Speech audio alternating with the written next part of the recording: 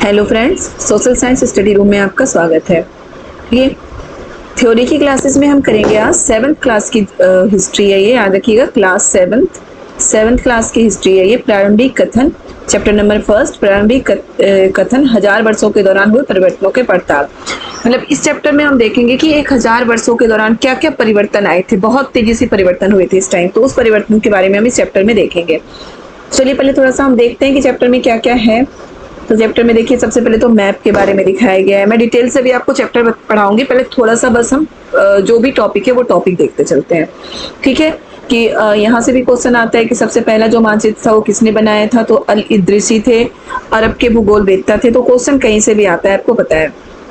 दूसरा मैप बना था जो 600 वर्ष बाद, पहला मैप जो 1154 में बना था, उसके 600 साल के बाद दूसरा मैप बना था जो सीधा बना था। ठीक है, वरना ये मैप आप देख सकते हैं, ये मैप उल्टा है। जो दक्षिण में जो राज्य है वो सारे राज्य कहाँ पे दिखाए जा रहे हैं, उत्तर में। ठीक है, और हम पढ़ेंगे नए और पुराने शब्दावली। मतलब नए और पुराने शब्दावली क्या थे, जैसे कि इसमें हम ज़्यादा, इसमें एक चीज़ दी गई है अतीत। ठीक है, विदेशी किसे बोलते थे। ठीक है, ये क्वेश्चन बेटा आ चुका है कि अतीत में विदेशी किसे बोला गया था। तो ये सारे देखेंगे। अब अभिलेखागारों में क्या रखा जाता है। ओके, ऐसे क्वेश्चन आ चुके हैं अभिलेखागारों वाले कि अभिलेखागारों में क्या रखा जाता है। तो इससे नकल नवीस कौन थे, देखिए यहाँ से भी क्वेश्चन आया था कि नकल नवीस कौन थे। पांडुलिपि किस मतलब कि किस चीज पर लिखी जाती थी। मैं बस आपको ये बता देती हूँ थोड़ा सा कि इसमें क्या क्या क्वेश्चन आ सकते हैं, क्या आ रहे हैं, फिर उसके बाद हम डिटेल से हम पूरा चैप्टर पढ़ेंगे। ओके, सामाजिक और राजनीतिक समूह किस तरह से आए, किस तरह मतलब कि जो विदेशी खाना हमारे भारत में कब आया, क्या क्या था, आलू, मक्का, मिर्च, चाय, कॉफी, आपको पता है ये सब पहले भारत के लोग नहीं, मतलब भारत में नहीं होता था, ये विदेशों से आया। जैसे अभी हम चाउमीन, पिज्जा, बर्गर खाते हैं ना, ये कोई भारतीय खाना थोड़ी ना है, ये तो हम विदेशी खाना ही है और हम लोगों ने उनसे ही सीखा है। तो वही सब है। राजपूतों के बारे में हम पढ़ेंगे इस चैप्टर में। पर्यावास क्या होता है ये पढ़ेंगे। पर्यावास का मतलब होता है कहीं मतलब कि अपने जो हमारी जगह है वहां छोड़ के कहीं और चले जाना। ओके, क्षेत्र और साम्राज्य, तो ये सारी चीजें बेटा हम पुराने और नए धर्म, इसके बारे में पढ़ेंगे। जो हिंदू धर्म था, हिंदू धर्म है, सॉरी, हिंदू धर्म है, उसके बारे में, मतलब पुराने और नए धर्म के बारे में, इस्लाम धर्म के बारे में, इस तरह के धर्म के बारे में हम इस चैप्टर में पढ़ेंगे। ठीक है बेटा, तो चलिए हम चैप्टर स्टार्ट करते हैं। जो पॉइंट आपको पता होगा कि ये फर्स्ट चैप्टर है ना, हमें फर्स्ट चैप्टर में ये लगता है कि इसमें तो बस ऐसे ही थोड़ा सा दिया गया है। जो 7th क्लास का फर्स्ट चैप्टर है, इससे क्वेश्चन नहीं आते, लेकिन इससे भी कई क्वेश्चन आ चुके हैं। कई क्वेश्चन के जो भी टॉपिक मैं आपको बताऊंगी उस टॉपिक से क्वेश्चन आए हैं। जब मैं अभी आपको चैप्टर पढ़ाऊंगी तो आपको बताते हुए चलूंगी कि कौन कौन से टॉपिक से इसमें क्वेश्चन आ चुके हैं। तो क्वेश्चन कहीं से भी आ सकता है, आपको पता है, और थ्योरी हमें समझ के पढ़ना है। ठीक है, तो चलिए हम टाइम वेस्ट नहीं करते हैं, वीडियो स्टार्ट करते हैं। लेकिन वीडियो स्टार्ट करने से पहले जिन्होंने अभी तक चैनल को सब्सक्राइब नहीं किया तो प्लीज चैनल को सब्सक्राइब करें, वीडियो को लाइक करें और ज्यादा से ज्यादा शेयर करें। चलिए बेटा हम वीडियो स्टार्ट करते हैं। कथन 1000 वर्षों के दौरान हुए परिवर्तनों की पड़ताल, ये 7th क्लास की हिस्ट्री है। मैं आपको 6th क्लास की हिस्ट्री पढ़ाते समय आपको बता चुकी थी कि उसमें हम पाषाणकालीन सभ्यता के बारे में पढ़ रहे थे। 6th क्लास की हिस्ट्री में हम पूरी पाषाणकालीन सभ्यता के बारे में पढ़ रहे थे। अब हम पढ़ेंगे मध्ययुगीन सभ्यता। ठीक है, भारत की मध्ययुगीन सभ्यता के बारे में अब हम पढ़ेंगे 7th क्लास की पूरी हिस्ट्री में। और जब 8th की हिस्ट्री आएगी तो उसमें हम आधुनिक सभ्यता, मतलब आधुनिक भारत का इतिहास हम पढ़ेंगे। ठीक है, तो चलिए देखते हैं चैप्टर का नाम क्या है। प्रारंभिक कथन 1000 वर्षों के दौरान हुए परिवर्तनों की पड़ताल, यानी कि क्या क्या परिवर्तन आया सबसे पहले 1000 वर्षों के दौरान मध्यकालीन भारत में। ठीक है, देखिए सबसे पहले क्या है, ये एक मैप दिखाया गया। इस मैप को आप देख सकते हैं, इस तरीके से भारत का मैप दिखाया गया है। इसमें जो सबसे पहली चीज, सबसे पहले हमारा ध्यान जाता है कि ये दक्षिण भारत है, लेकिन इसे कहाँ पे दिखाया गया है, उत्तर की ओर। ठीक है, उत्तर की ओर दिखाया गया। और इसे बनाने वाले कौन थे, अरब के भूगोल वेत्ता अल इद्रिसी। याद रखिएगा ये मैप बनाया गया है 1154 ईस्वी में, और इसे बनाने वाले थे, सबसे पहला मानचित्र जो भारत का बनाया गया था 1154 ईस्वी में, और इसे बनाने वाले थे अरब के भूगोलवेत्ता अल इद्रिसी। और ये मैप उल्टा था। ये मैप जो बनाया गया था इसमें स्थल से समुद्र के किनारों के तक दिखाया गया, और ये मैप उल्टा था, यानी कि जो दक्षिण भारत है वो कहाँ पे दिखाया गया था, उत्तर में दिखाया गया था। ठीक है, तो इसमें इतना आपको याद रखना है, पॉइंट लिखते जाइए। मैं बार बार बोलती हूँ कि सबसे पहला जो भारत का मैप बनाया गया था 1154 ईस्वी में बनाया गया था, फर्स्ट पॉइंट। दूसरा पॉइंट इसका है कि इसे बनाने वाले कौन थे सबसे पहले मानचित्र को, अरब भूगोलवेत्ता अल इद्रिशी। ठीक है, तीसरा पॉइंट ये है कि इस मैप की विशेषता क्या थी, इस मैप की विशेषता ये थी कि इसे उल्टा बनाया गया था, दक्षिण भारत को उत्तर में दिखाया गया था। ठीक है, और उसके बाद जो दूसरा मानचित्र बना है वो मानचित्र करीब 600 साल के बाद बना है, 1720 ईस्वी में। याद रखिएगा, दूसरा मानचित्र कब बना, 1720 ईस्वी में। देखिए, इस पहले दूसरा मानचित्र बना, पहले मानचित्र के लगभग 600 साल बाद बनाया गया है, 1720 ईस्वी में बनाया गया था। इस मानचित्र में क्या था कि ये मानचित्र बिल्कुल सही था, इसमें उत्तर भारत को उत्तर भारत और दक्षिण भारत को, मतलब कि इसकी जो दिशाएं थी बिल्कुल सही थी। और इसमें जो आप सबसे ध्यान देने वाली चीजें हैं, इसमें तटीय इलाकों को बहुत ज्यादा मतलब कि हाईलाइट किया गया था, तटीय इलाकों को, क्योंकि उस समय जब 1170 या फिर 1700 कुछ इससे क्या होता था, जो भी व्यापार होते थे तटीय इलाके से होते थे। तो दूसरे मानचित्र में क्या है, तटीय इलाकों को ज्यादा हाईलाइट किया गया था। और दूसरा मानचित्र भारत का 1720 ईस्वी में बना था, और ये मानचित्र बिल्कुल सही था। ठीक है, चलिए आगे हम देखते हैं। आगे है नई और पुरानी शब्दावली। नए और पुराने शब्दावली में सबसे पहले तो हिंदुस्तान शब्द के बारे में हम देखेंगे, उसके बाद जो ये एक शब्द आता है विदेशी, इन दोनों शब्दों के बारे में हम बस देखेंगे, इसमें ज्यादा हमें देखने की जरूरत, पढ़ने की जरूरत नहीं है। सबसे पहले देखिए, उदाहरण के लिए हिंदुस्तान शब्द लीजिए, आज हम इसे आधुनिक राष्ट्र राज्य भारत के अर्थ में देखते हैं। आदि हिंदुस्तान का मतलब क्या है, पूरा भारत, उसी को हम हिंदुस्तान कहते हैं। लेकिन 13वीं सदी में जब सबसे पहले हिंदुस्तान जब फारसी के इतिहासकार मिनहाज से सिराज ने हिंदुस्तान शब्द का प्रयोग किया। याद रखिएगा, सबसे पहले हिंदुस्तान शब्द का प्रयोग कब हुआ था, 13वीं शताब्दी में। और किसने किया था, फारसी इतिहासकार मिनहाज सिराज ने। याद रखना है आपको, सबसे पहले 13वीं शताब्दी में हिंदुस्तान शब्द का प्रयोग हुआ था, और इसका प्रयोग करने वाले थे मिनहाज सिराज, जो फारसी के इतिहासकार थे। ओके, तो उस समय हिंदुस्तान, यहां से क्वेश्चन आता है बेटा, तो इसको ध्यान से आप देखिए। उस समय हिंदुस्तान शब्द का मतलब क्या था, पंजाब, हरियाणा और गंगा यमुना के बीच स्थित इलाकों से था। क्या था, पंजाब, हरियाणा और गंगा यमुना से बीच इलाकों से था हिंदुस्तान शब्द का प्रयोग। मतलब हिंदुस्तान बस इतने को ही कहा जाता था, पंजाब, हरियाणा और गंगा यमुना के बीच के इलाकों को। उसने इस शब्द का राजनीतिक अर्थ में उन इलाकों के लिए इस्तेमाल किया जो दिल्ली के सुल्तान के अधिकार क्षेत्र में आते थे। ठीक है, राजनीतिक क्षेत्र में क्या इस्तेमाल किया था हिंदुस्तान शब्द का, जो दिल्ली के सुल्तान के अधिकार क्षेत्र में आते थे उसे हिंदुस्तान बोला गया था 13वीं शताब्दी में। बोलने वाले कौन थे, मिनहाज सिराज। कौन कौन सा क्षेत्र उसमें आता था, पंजाब, हरियाणा और गंगा यमुना के स्थित बीच का क्षेत्र इसमें आता था। ठीक है, इसके विपरीत 16वीं सदी के आरंभ में बाबर ने हिंदुस्तान शब्द का प्रयोग किया था। 16वीं सदी में बाबर भारत आया था, उसने हिंदुस्तान शब्द का प्रयोग किया था इस उपमहाद्वीप के भूगोल, पशु पक्षी और यहाँ के निवासियों की संस्कृति का वर्णन करने के लिए। ठीक है, तो ये क्वेश्चन, यहाँ से क्वेश्चन बनते हैं और यहाँ से क्वेश्चन आ भी चुका है, तो इसको आप ध्यान से देखिए। और जो भी इंपॉर्टेंट है मैं उसको पहले ही हाईलाइट करके रखी हूँ कि आपको अच्छे से उस चीज को समझा पाऊं, तो प्लीज उन चीजों को आप ध्यान से देखिए कि 16वीं शताब्दी में हिंदुस्तान शब्द का प्रयोग किसने किया था, बाबर ने। और किस चीज के लिए किया था, यहाँ के भारत के भूगोल, पशु पक्षियों और निवासियों की संस्कृति का वर्णन करने के लिए। ठीक है, मतलब कि यहाँ के जो भूगोल, यहाँ पे क्या क्या है, पहाड़, पठार, मैदान जो भी है, यहाँ के जो पशु पक्षी और यहाँ के निवासियों की संस्कृतियों का वर्णन करने के लिए हिंदुस्तान शब्द का प्रयोग किया था।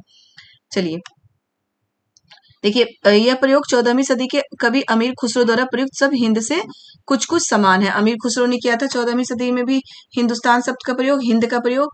अब है विदेशी। विदेशी शब्द क्या है, विदेशी शब्द, अभी हम विदेशी किसे बोलते हैं, जो दूसरे देश से हो उसे विदेशी बोलते हैं। और पुराने जमाने में मध्यकालीन भारत में विदेशी किसे बोला गया था, देखिए मध्य युग में मानो किसी गांव में आने वाला कोई भी अनजाना, है ना, मध्य युग में मानो किसी गांव में आने वाला कोई भी अनजाना व्यक्ति जो उस समाज संस्कृति का अंग ना हो उसे विदेशी कहते थे। ठीक है, तो वही है विदेशी शब्द। जो शब्द होते हैं उसका अर्थ भी चेंज होता रहता है, बहुत सदियों के बाद उसका अर्थ चेंज हो जाता है। जैसे हिंदुस्तान शब्द का ऊपर देख चुके हो, यहाँ विदेशी का अर्थ भी चेंज होता गया है। अब है इतिहासकार और उनके स्रोत। इतिहास जानने के स्रोत तो बहुत सारे हो सकते हैं, शिलालेख, सिक्का, भवन, स्थापत्य, मतलब जो निर्माण कला होती है, बहुत सारे इतिहास जानने के स्रोत हो सकते हैं। ये मैं आपको पहले भी बता चुकी हूँ 6th क्लास की हिस्ट्री पढ़ाते हुए। अब इस बुक में हम क्या पढ़ेंगे, 700 से 1750 ईस्वी तक के लगभग हजारों वर्षों के बारे में हम इस पुस्तक में पढ़ेंगे। ठीक है, ये फर्स्ट चैप्टर है, इसमें थोड़ा सा बस इंट्रोडक्शन ही दिया गया है और कुछ और चीजें दी गई हैं, तो उस पर हम ध्यान दे रहे हैं। ठीक है, अब ये इस समय के दौरान कागज कागज क्रमशः सस्ता हो गया था और बड़े पैमाने पर उपलब्ध हो गए थे। अभी हम 6 के हिस्ट्री में पढ़ चुके हैं कि उस समय क्या होता था, शिलालेखों का प्रयोग किया जाता था अपनी धर्म के प्रचार करने के लिए, अपनी बातों को प्रजा तक सुनाने के लिए, और ये ज्यादातर कौन करते थे, राजा या अमीर व्यक्ति कर सकते हैं, या फिर पांडुलिपि का इस्तेमाल होता था। लेकिन अब क्या हो गया, मध्यकालीन भारत में क्या हुआ था, कागज सस्ता हो गया था और बड़े पैमाने पर उपलब्ध होने लगा था। लोक धर्म ग्रंथ, शासकों के वृत्तांत, संतों के लेखन तथा उपदेश, अर्जियां, अदालतों की दस्तावेज, हिसाब, करों को आदि को इसका मतलब कि लिखने के लिए प्रयोग करने लगे थे, और ये जहां पे रखा जाता था उसे क्या बोलते थे, अभिलेखागार। ठीक है, ठीक है, अभिलेखागार ऐसा ऐसा स्थान जहां दस्तावेजों और पांडुलिपियों को संग्रहित किया जाता था। आज सभी राष्ट्रीय और राज्य सरकारों के अभिलेखागार होते हैं, जहां वे अपने तमाम पुराने सरकारी अभिलेख और लेन देन के ब्यौरों को रिकॉर्ड करते हैं। तो अभिलेखागार पुराने जमाने में क्या था, मध्यकालीन भारत में क्या था, जहां पे पांडुलिपि और दस्तावेजों को संग्रहित करके रखा जाता था। ठीक है, उसे अभिलेखागार कहते हैं। उन दिनों छापे खाने नहीं थे, लेकिन लिपिक या नकल नवीस हाथ से पांडुलिपियों की प्रतिकृति बनाते थे। छापे खाने नहीं थे, प्रिंटिंग प्रेस नहीं था, लेकिन क्या होता था, लिपिक या नकल नवीस होते थे। लिपिक जो कि देख के कोई चीज उतारते थे, लिखते थे, और नकल नवीस यानी कि नकल करने वाले, वो क्या करते थे, पांडुलिपि की प्रतिकृति यानी कि पांडुलिपि की नकल करके उसे पेपर पे बनाते थे। पिछले बुक में ही मतलब कि 6 में आपको बता चुकी हूँ मैं पांडुलिपि के बारे में थोड़ा सा, और ये भी बता चुकी हूँ कि पांडुलिपि को रखना बहुत ही मुश्किल होता था, क्योंकि वो कागज पे नहीं बनाया जाता था, वो पत्तों पे और भुज्र के छाल पे बनाया जाता, भुज्र के पेड़ के छाल पे बनाया जाता था, तो वो खराब होने लगता था, नष्ट होने लगता था, टूट के वो बिखरने लगता था, तो उसकी नकल की जाती थी। तो उसी को लिखने वाले को क्या बोलते थे, लिपिक या नकल नवीस, और ये उनकी प्रतिकृति बनाते थे। ठीक है, कभी कभी क्वेश्चन ये भी आ सकता था कि पांडुलिपि की प्रतिकृति बनाने में क्या क्या प्रॉब्लम आती थी, क्या क्या समस्याएं आती थी। तो अब क्या होता है कि पांडुलिपि जो ओरिजिनल पांडुलिपि होता है, उसे लिखने वाले तो शायद मर चुके होंगे या पता नहीं कहाँ होंगे, तो उसकी नकल अगर हम कर रहे हैं, अगर हम किसी फ्रेंड की बुक से कोई नकल कर रहे हैं, तो क्या होता है, कॉपी से अगर उसकी राइटिंग हमें समझ में नहीं आती, तो हमें जो लगता है कि हाँ यहाँ पे होना चाहिए था, हम उस चीज को लिख देते हैं। कोई पॉइंट हो तो हम वहां पे वो पॉइंट डाल देते हैं कि यही होना चाहिए, और हमारे बाद अगर हमारी कॉपी से कोई नकल कर रहा है, तो उसे अगर हमारी राइटिंग समझ में नहीं आएगी, तो वो अपने हिसाब से कोई भी चीज अगर समझ में ना आए, तो थोड़ा बहुत चेंज होता चला जाता है। ऐसे ही क्या होता है, अगर 3-4 लोग एक ही नकल करते गए, तो वो पूरी की पूरी सेंटेंस ही चेंज हो जाता है। यही दिक्कत पांडुलिपि में आती थी। इसकी प्रतिकृति बनाने में भी यही दिक्कत आती थी कि जो पांडुलिपि बनाने वाले थे वो मर चुके थे, वो अब थे नहीं, तो उनकी जब नकल करने वाले को ये समझ, अगर कोई शब्द समझ में ना आए, तो अपने अनुसार उसमें चेंज कर देते थे, और इस तरह पांडुलिपि बार बार लिखाता गया और उसमें बहुत सारे चेंज आ गए थे, मतलब पूरी पूरी सेंटेंस ही बदल गई थी और उसका अर्थ ही चेंज हो गया था। ठीक है, आगे देखते हैं। 14वीं शताब्दी के इतिहासकार जियाउद्दीन बर्नी ने अपना वृत्तांत पहली बार 1356 में, दूसरी बार इसके 2 वर्ष बाद लिखा। इसमें आपको बस इतना लिख लेना है अपने नोट्स में कि जो इतिहासकार जियाउद्दीन बर्नी थे वो किस शताब्दी के थे, तो 14वीं शताब्दी के थे इतिहासकार जियाउद्दीन बर्नी। ये क्वेश्चन डायरेक्ट भी आया है एक बार कि जियाउद्दीन बर्नी किस शताब्दी के इतिहासकार थे, तो 14वीं शताब्दी के इतिहासकार थे। ठीक है, अब देखते हैं नए सामाजिक और राजनीतिक समूह। ठीक है, 700 से 1750 वर्षों के बीच कौन कौन से राजनीतिक समूह उभरे हैं भारत में और क्या क्या हुआ है, तो इसमें बहुत सारे राजनीतिक समूह, राजपूतों का उदय हुआ था, और मतलब राजनीतिक, आर्थिक और सामाजिक सांस्कृतिक परिवर्तन बहुत सारे हुए थे इस काल में। ये इंपॉर्टेंट है, याद रखिएगा क्या क्या परिवर्तन आए थे। देखिए, इस काल में अलग अलग समय में नए प्रौद्योगिकी के दर्शन होते हैं, जैसे सिंचाई में रहट। मध्यकालीन भारत में क्या हुआ था, सिंचाई में रहट, कताई में चरखे, और युद्ध में आग्नेय अस्त्रों, बारूद वाले हथियार का इस्तेमाल शुरू हो गया था।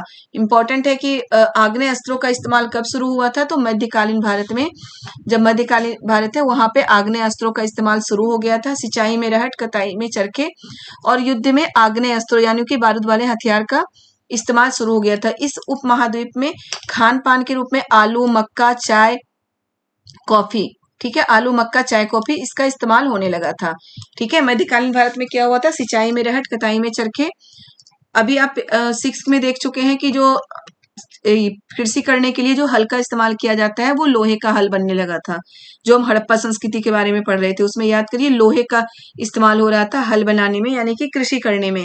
तो उससे क्या होता था कृषि व्यवस्था अच्छी हो गई थी। और उसके बाद जो चोल चेर पांडे थे उनका चोल चेर पांडे या फिर क्या हुआ था कि कुषाण वंश थे, ये सारे वंश के लोग जो थे उस समय क्या हुआ था कि कृषि अच्छी करने के लिए सिंचाई व्यवस्था अच्छी करनी की गई थी और लोहे का इस्तेमाल वहां पे होने लगा था कृषि करने में, ताकि मिट्टी की अच्छी सी कुड़ाई हो सके और फसल अच्छे हो सके। ठीक है, चोलचेर पांडे तो हम इसमें पढ़ेंगे आपको मध्यकालीन भारत में।